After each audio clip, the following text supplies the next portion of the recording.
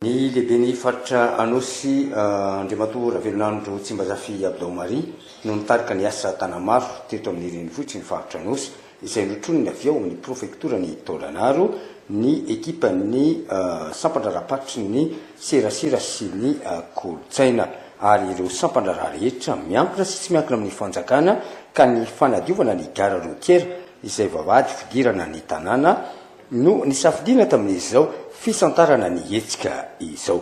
Ny lehibe ny faritra Anosy Andriamatoa Ravelonandro Tsimbazafy Abdomary.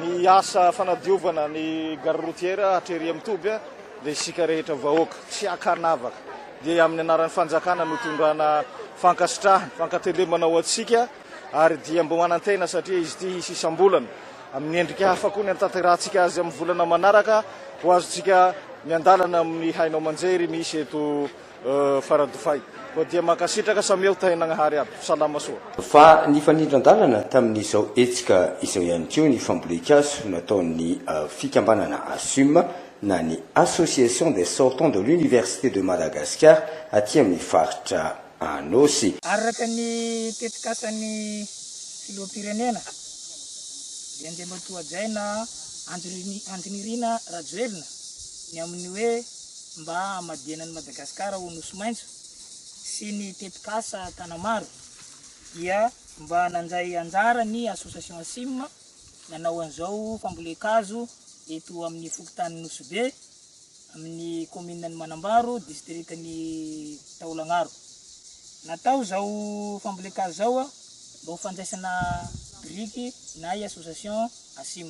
Isorana manokana ny fokontany izay nanampy dia nanampy tokoa tamin'ny fanatanterahana zany fambolekazo zany. Ny ASIM moa dia Association des sortants de l'Université de Madagascar. Izay association teto amin'ny teto Taolagnaro no ny foibeny ary ezanany anapariana anazy eran'ny Nosy.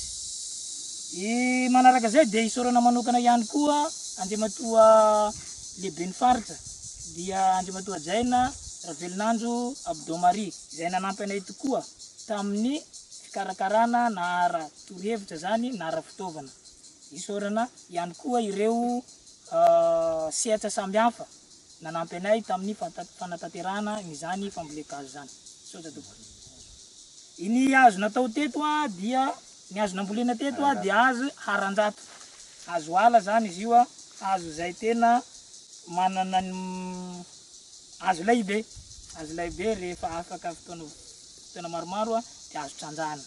Sotra tokoa. Tonga nanonany azo anehoantsika androany satria tanindrazana ny Faradofay tia mikolokolo ny fananana iombona dia raha antsika fitondram-panjakana amin'ny ilay tetikasa tanamaro dia raha antsika ihany koa amin'ny ministerany fandraisana serasera sy ny kolotsaina miaraka amin'ny Andriamatoa Tandreaty dingana farany izay ahitantsika ny fahita lavitra miaraka misagafa beuh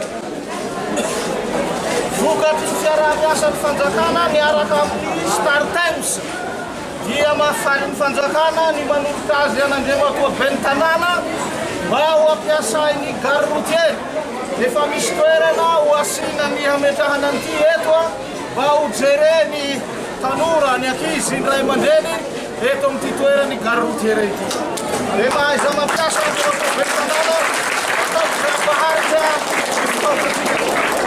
mbola itoy moa ny fanatanterahana ity politika mpanjakana amin'ny alalan'ny ministeran'ny serasera sy ny kolotsaina aty amin'ny faritra Anosy ity ary atsangana tsy ho ela ny komity isahana izany.